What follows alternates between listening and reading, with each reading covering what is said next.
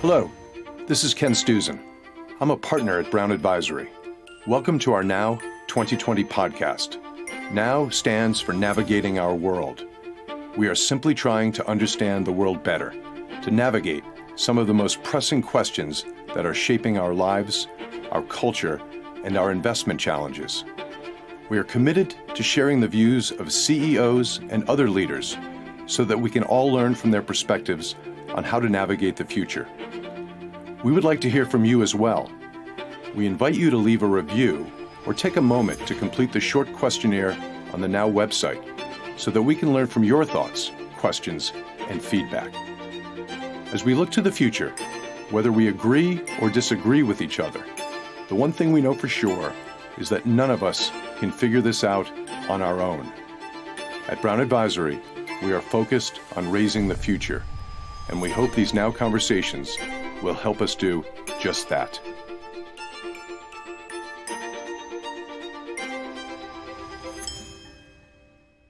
When you look around the world right now, it's impossible not to be struck by how complex and interconnected it is. A virus emerges in Wuhan, China, and within months, much of the world is in lockdown.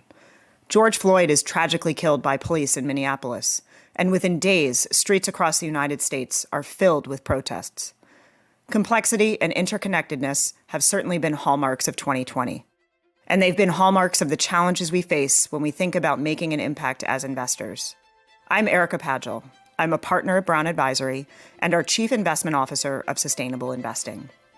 I've been working with clients to invest for impact for more than a decade.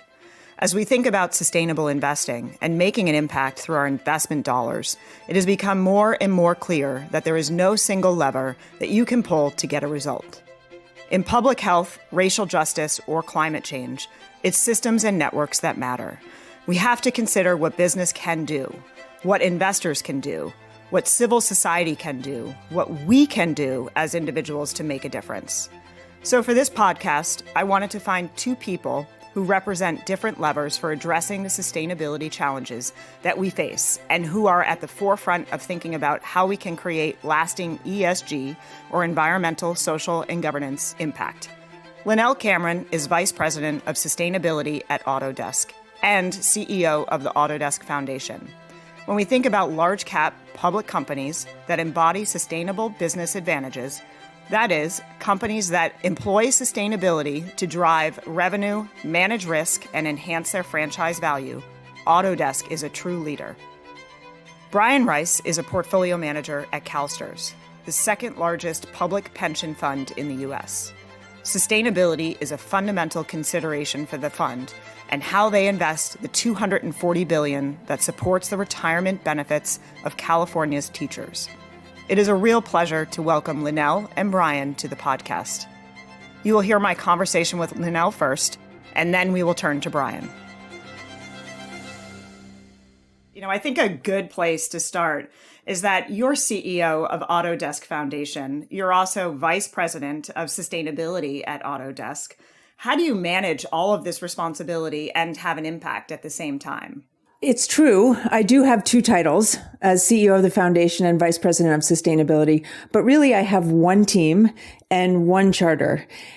And that is to help support our customers to use our technology to design and make a better world. So whether I'm working with some of our foundation customers who are entrepreneurs, nonprofits, innovators, or I'm working with some of the largest multinational companies in the world, the purpose is the same, to help them use technology to make better decisions about everything that gets designed and made on the planet. How long has Autodesk focused on sustainability? So I've been at the company a little more than 10 years ago, and I was working previously at Hewlett-Packard, leading a sustainability team and trying to help the company think about how we can design printers, computers, servers better. And it was while I was doing that work that I started to hear about this company called Autodesk that makes design software for quite literally anything that gets designed and built on the planet. So I began thinking, what if we embed sustainability and the ecological intelligence into the software so that we could make it easy for any industry to make better decisions about everything that they designed and made. So I ended up writing the company a letter and said, you're sitting on this incredible opportunity to embed sustainability into the technology to help all of us make better decisions, and ended up joining the company a couple months later. So that's how it started. But we began our journey really looking at what can we, Autodesk, do ourselves to walk the talk, to lead by example, if you will.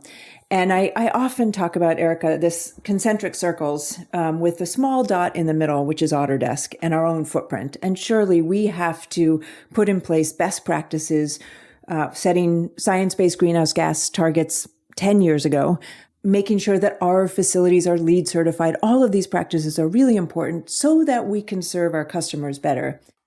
Lynelle, you're an expert in sustainability, and oftentimes at corporations, having that conversation or starting that conversation can be a little confusing. Sustainability covers a lot of different issues.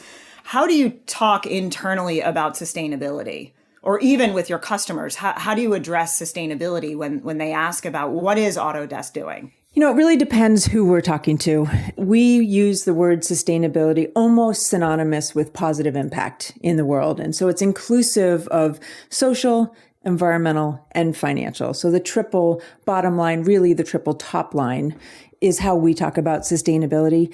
But it's about meeting customers where they're at. Each of our customers, and I should mention, we have customers in the manufacturing space who are designing things like the phone in your pocket. We have customers who are designing buildings and entire cities. We also have customers in the media and entertainment space who are designing virtual experiences and movies and film and games. And for each of these customers, sustainability means something different. And so what we have learned over time is how to meet our customers where they're at. So for example, many of our customers are focused on materials and energy, and frankly, materials and energy efficiency. How do we use materials and energy more productively, use less energy and materials? Other customers are about how do we use better sources of energy, better materials, actually shifting to closed loop, circular materials, or clean, renewable energy. But it's all about listening to the customer challenges and framing sustainability in the context that makes sense for them. Now, in the investor community, when we're speaking with our investors, it's about environmental, social, and governance, ESG. But even in that context, we are trying to help investors think about going beyond ESG, right, and into impact. So how companies align a growth strategy with positive impact that they're creating in the world. And I'm sure there's business leaders out there that are trying to figure out how to get started in sustainability. Is there a low-hanging fruit, or does this really have to encompass most of the organization in order to move forward? The important thing for companies is to really look at what is the unique contribution that you have to make to all of the many sustainability challenges. And I think back to the question my dad asked me every time I came home from college. He would ask me, what is your contribution going to be? What do you want to contribute to the world? For many of our customers and for many companies around the world, it's about understanding what is the impact that they are having on the world that they need to adjust. So whether it's energy, whether it's materials, whether it's helping design for resilience. So it's finding the right sweet spot for each company to start and then moving from there. So when we started and we're really focused on leading by example ourselves, energy, and setting a science-based target 10 years ago. And then also the second thing, Erika, I would say, is understanding what the driver is for a particular company. And I remember when I joined Autodesk, and a month later I was presenting to our executive team, and I asked the question, what is driving your and behind your desire to start a sustainability team and an effort here at Autodesk? Because there's a lot of valid reasons. Like a company could be deciding to do this because it's the most important thing to their employees. A company could also say, this is really important to our customers. We want to start with that first. Or a company, and this was the case with Autodesk, could just be thinking, this is the right thing to do. The future requires that we think about how we design and make things differently than we have in the past, that's what's driving us. And each of those is valid, but understanding why a company wants to do sustainability really shifts the focus of what gets done. You have stakeholders. Some may come from opposing views as far as perspectives for social and environmental issues. How do you address that within your organization? I think the most useful framework that is inclusive of all of those stakeholder views is the UN Sustainable Development Goals, which I'm sure you're familiar with, many of your audiences as well. And there's 17 of them. And I think about those 17 goals as a blueprint for what a sustainable world actually looks like. And it's everything from zero poverty and zero hunger through to sustainable cities. And so that often is a really good starting point for us in having conversations with our customers in different parts of the world. But for us, what we have done is really look at our company, and of those 17, where can our software play a really pivotal role in helping our customers achieve this vision of sustainability in a more sustainable, just, equitable world? And we've landed on 3 areas. The first is materials and energy, which we've spoken about. The second is health and resilience, which is wonderfully relevant today. And then the third area is work and prosperity, this idea of the future of work and how do we design our technology in such a way that helps people have meaningful work and equitable prosperity for more people. You mentioned health and resilience. Do you have an example that you can share? Yeah, it's really about the health implications of everything that we design and build. So when we're thinking about health and resilience, it's about how do we make material and energy choices that impact the lives of people? How do we design neighborhoods to foster healthy communities rather than divided communities? And certainly resilience is close behind. So when we think about resilience, it's about helping design products, places, and systems that can bounce back and recover from shocks and disasters. And certainly climate is the one that is top of mind for us and many of our customers, and the need to actually embed resilience into how we design everything as we look to the future. In speaking with your stakeholders and using the SDGs and each one of these areas, how do you think about the foundation versus Autodesk? Is there a level of consistency across these issues? So for the foundation, we focus on low carbon innovation, which is a different way of talking about energy and materials, frankly. We talk about healthy, resilient communities, and we talk about work and prosperity. And many of our foundation customers, these are grantees or impact investees, we refer to them all as customers, are working on more than one of those areas, right? So they're working on designing hospitals in remote locations where they're completely innovating new types of energy and material use while they're also building healthy, resilient communities. So there's lots of different examples there of these customers. And frankly, some of our foundation customers are paving the way for new market opportunities, as I mentioned. So one customer that comes to mind, which is actually a impact investment that we made as a company. So this is from our company, is in a company called Factory OS. And Factory OS, I remember visiting their site several years ago when it was purely an idea to design homes and make homes in a factory setting. So they have completely turned the construction industry on its head by designing and building these homes in the factory setting, which has proved to be incredibly resilient in the current crisis that we face now. Climate change doesn't necessarily only mean the environment. How do you address climate change? It certainly is not only an environmental challenge. It is probably the biggest social challenge that we've ever confronted. The good news is that I think people are starting to see that. You know, for a long time, it was an existential environmental threat, and people did not connect it to health challenges, to inequity, to all of the social challenges that we're now wrestling with. And, you know, there was a time, Erika, where I didn't, and this was advice from Al Gore that he gave me, I didn't use the word climate.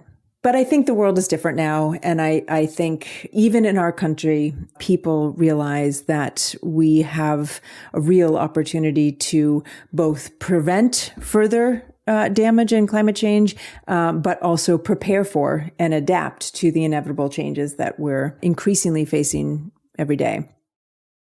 What has been the biggest surprise to you in your role in sustainability? I think the biggest surprise is driving change takes time and is hard. I never expected to still be at Autodesk 10 years later because it was really clear. Here's what we need to do. Let's get moving. And, you know, we can do this. But the reality is we are transitioning industries away from fossil fuels. And that is not an easy task. And we have to really meet our customers where they're at. I think we hear from many that want us to push certain customers faster and further. And you know, our whole goal is to bring customers along and recognize that change of this magnitude doesn't happen overnight. And it's not necessarily as easy or straightforward as many of us might have hoped when we started the journey years ago. Many public companies have released corporate sustainability reports over the past several years. They now have full departments on sustainability. What are you seeing from Autodesk perspective or other companies that you work with as far as those sustainability reports? So we've been producing sustainability reports for 10 years. The sustainability report for us is our annual progress report on impact and the impact that we are creating in the world. We have focused very specifically on an investor and analyst audience for those reports. It's not a glossy marketing report. It's very specifically serving up the information that an investor would need. And we talked about more and more attention and interest and rigor, frankly, on the ESG front from investors, which is really important and good to see. Maybe overdue, but good to see. But what we have done in this report, which I think is what you'll see with more and more reports looking forward, is talk about moving beyond ESG and actually aligning our growth trajectory with this idea of positive impact and the work that our customers are doing. So in our report that is just coming out, you'll see more discussion about how our technology enables people to make better decisions. And so I'll give you one example. It's a technology called EC3, Embodied Carbon Calculator for Construction. We developed this tool in partnership with Skanska and Microsoft and others. And it's all about helping customers understand the embodied carbon of materials at a construction site before anything is built, right? So what people don't know is when you're designing a building or constructing a building, 50% of that footprint, greenhouse gas footprint, is in the operations of the building. 50% is in the materials, just getting them to the site. So by having this kind of technology that can transform massive amounts of data into insights, we can now understand how do we change our material decisions to impact the overall footprint of a building. 2020 has been, an unprecedented time. It's been a very difficult time. How does Autodesk address a lot of these issues? How does Autodesk address diversity and how are they speaking to their colleagues and their clients about diversity and COVID-19? None of us, I think, predicted that we would have a global pandemic that would shut down the entire economy, threatening lives and livelihoods. I think none of us expected that. And yet, I think a lot of the things that were in progress and a lot of the scenario modeling that we've been doing actually has prepared us for where we're at and has enabled Autodesk to be remarkably resilient, which is important, but even more importantly, help our customers be resilient. So that's one of the biggest things that's come out of COVID is this global attention on this idea of resilience. And it really focuses on two things, Erika. One is how resilient are our workforces and how we work. And of course, we are a company that is delivering cloud-based technology that enables people to collaborate remotely. We've been pushing and nudging customers to shift to these cloud technologies. And of course, that has only accelerated in beautiful ways over the last couple months. And similarly, in talking about how we design and make things, what gets designed and made is another really important point in time where we have had a lot of conversations with our customers about this, because there's a lot of disruptions that are coming in the years ahead that are unpredictable. COVID-19 being a perfect example. But then there's other disruptions that we are able to predict and we have been predicting and talking about for a long time, like climate. And so people, I think, are now using this current situation to really think about how ready is my business?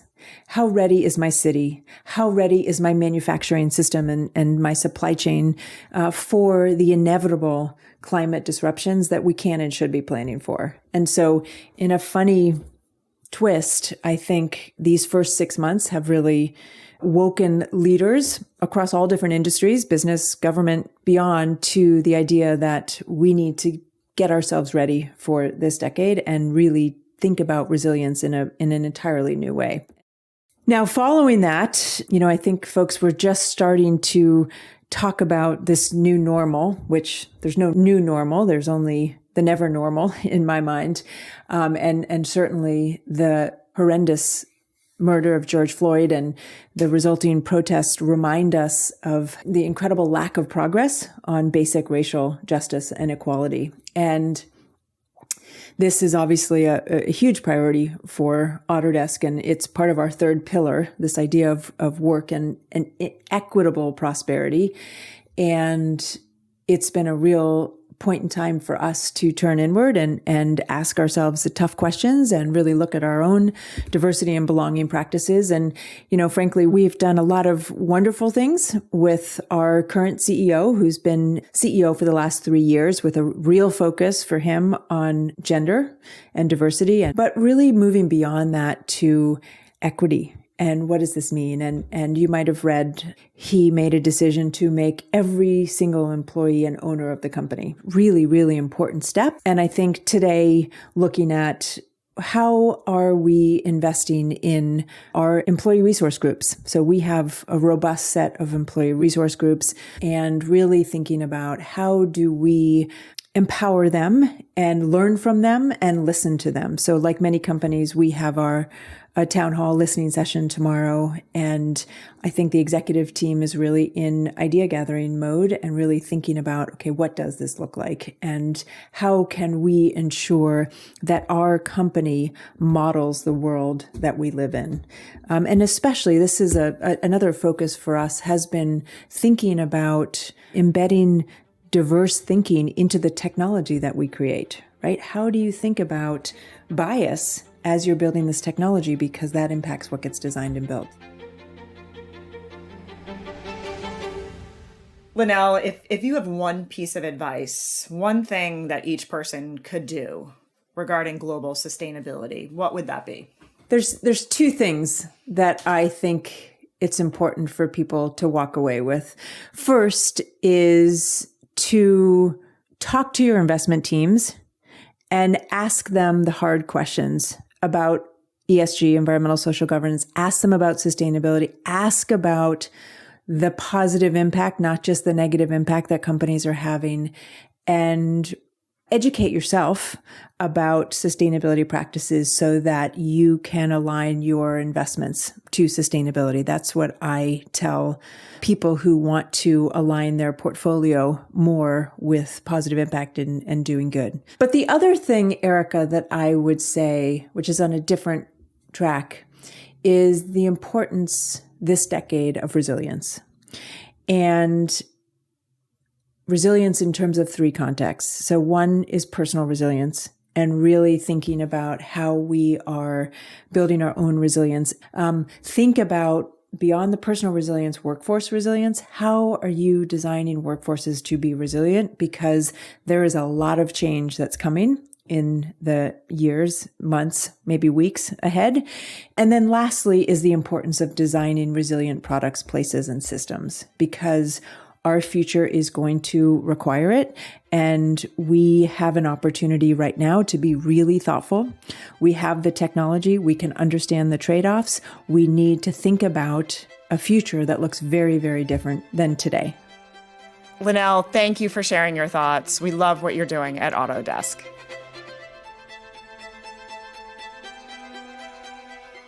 Brian, it's great to have you on the podcast. Thank you. It's probably a good place to start by saying that CalSTRS, which is short for the California State Teachers Retirement System, is responsible for investing and safekeeping the retirements of nearly 1 million teachers in California.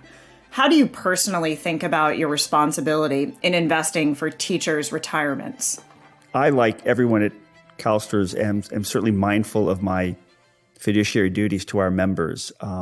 However, I consider it a particular honor to be responsible for the retirement income of California public school teachers. I would say primarily two reasons. One is I am a product of California public schools. My life has been positively influenced in a number of ways by teachers who educated me over the years. And the second reason is I married into a family of teachers. My wife, her father, aunt, uncle, sister, cousins, all are current or are retired teachers. And so the relationships that I've had in the past and the relationships I have now really heightened the responsibility of my position. How does CalSTRS view investing for climate change as well as divestment? So I think our approach to climate change kind of takes two tracks. And I've always said one of them is a risk management approach, and the other one's taking advantage of investment opportunities around climate. We engage financial market participants on the level of attention to and integration of climate considerations. We think companies need to be managing the risks associated with climate change. We think fund managers need to be doing that too, particularly the managers that are investing on our behalf. As an organization, we push for and support regulation and legislature that promote climate considerations. For example, we do advocate for renewable energy policies and carbon pricing. But we also think the capital can provide solutions to climate challenges. And because of that, we do have green or clean energy investments across our portfolio. Green bonds, we invest in a low carbon index in the public markets, energy efficiency focus in real estate, and clean energy generation and transmission and infrastructure. Considering divestment, we view it as an option only when the risk return profile makes holding an investment unappealing. And we don't think it's a way of supporting issues of concern. And it certainly runs contrary to passive strategies where you don't pick winners or losers. You just diversify, own the market, and be a long-term holder. We also feel that divestment doesn't really lead to change, and that it's better to own a company and to be engaging the company and to be trying to influence the company to improve their products or practices. CalSTRS has been active in engagement. How do you define engagement? And can you perhaps provide a few examples of engagement issues that you've been involved in recently? Sure. So I think engagement is a tool that an investor can utilize with a variety of entities, companies, regulators, government officials, fund managers, stakeholders. And to me, engagement is really establishing a relationship between yourself and other people and trying to discuss issues of importance to get better understandings of different points of view. So, looking to get more information maybe on company disclosure on how they're managing risks, or seeking answers to questions we might have, or providing opinions on issues that we feel need to be heard. In terms of examples, I can provide two, I think, that are pretty good. One is around methane emissions, leak detection and repair for oil and gas companies. The production and transportation of natural gas leads to some degree of leakage. Some leakage is inevitable, but that amount of leakage can be controlled. And we think companies should be seeking to minimize the leakage using existing technologies. It benefits the environment, and it benefits the companies, because the less product that leaks into the atmosphere, the more product they have for sale. So for a number of years, we've been targeting oil and gas companies around methane leak detection and repair, seeking to find the companies that aren't really doing everything that they can, and trying to work with them to improve their processes. Another example I would give you is an engagement, a long-standing engagement between our members over fossil fuel investments. There are some CalSTRS members who believe we could be doing more in terms of our climate risk exposure in our investment portfolio. And in particular, they think we should be selling our fossil fuel holdings. So we've been having an ongoing, pretty long-term dialogue with them in terms of the pros and cons of our ownership. They're pretty good about giving us their opinion on what should be done. And we've been trying to engage with them around our position on fossil fuel ownership and the pros and cons of that ownership. What do you believe are the biggest risks and opportunities in the coming months and years as it relates to climate change and creating climate resilience? I think the biggest risk is that we're not acting fast enough. So we're not going to be able to keep global warming within a tolerable range. I've been focused on climate change for about 15 years, and I've seen the evolution around the response to climate change. And certainly I think companies and investors and fund managers, governments, they're all stepping up, but there's still a long way to go. And I see it particularly around how climate risk translates to investments. For a number of years, many experts have been saying we need $1 trillion annually in clean energy investment, and annually we're not near that number. And I wonder if it's because we've accepted the risks of climate change, but we don't yet understand how the transition to a low carbon economy that needs to take place because of climate change, how that's occurring. And the challenge, I think, is education and understanding around things like physical and transitional risks. And certainly, as I mentioned before, we believe there are investment opportunities around this low carbon transition, and we positioned ourselves to take advantage of opportunities where we can. I think there's still great opportunities in clean energy generation and transmission. I think the shift towards distributed energy is gaining traction. Energy efficient investments are still available. They're proven technologies and proven cost savings. And I think there's opportunities recognizing the companies that will support and benefit from this transition and investing in them. Brian, if you have one piece of advice for the audience regarding global sustainability, one thing that each person can do, what would that be? Get involved. Make a difference. Every voice helps. I've learned that over the years at CalSTRS. We're a reasonably large pension plan, but we can't affect needed change on our own. So you need to collaborate. And I strongly believe that more voices working together will lead to better and faster impacts. Brian's comment that every voice makes a difference rings so true for me. It reminds me that we all play a part in creating a more sustainable world. In our work with clients, we are completely focused on helping them achieve their specific goals, and no two clients have the same goals. In the same way, what sustainability means can vary widely, client by client. Our job is to listen to each client, to understand their financial and values-based priorities, so that we can help them amplify their voice through their investment portfolio. Thank you, Linnell and Brian, for sharing your voices and your commitment to investing for impact. As we work to address the threats of the pandemic, the economic crisis, climate change, and racial inequality, it is clear that we are going to have to harness significant pools of assets to make a difference. Next week, we'll be back with another Now conversation, one that I'm really looking forward to. My colleague, Bertie Thompson, is going to speak with 3 experts in mental health, which feels like a critically important topic right now. Birdie will be joined by Kristen Demlau of Microsoft, Ray DiPaolo of Johns Hopkins Medicine, and Richard Frank of the Harvard Medical School. I hope you will join us as well.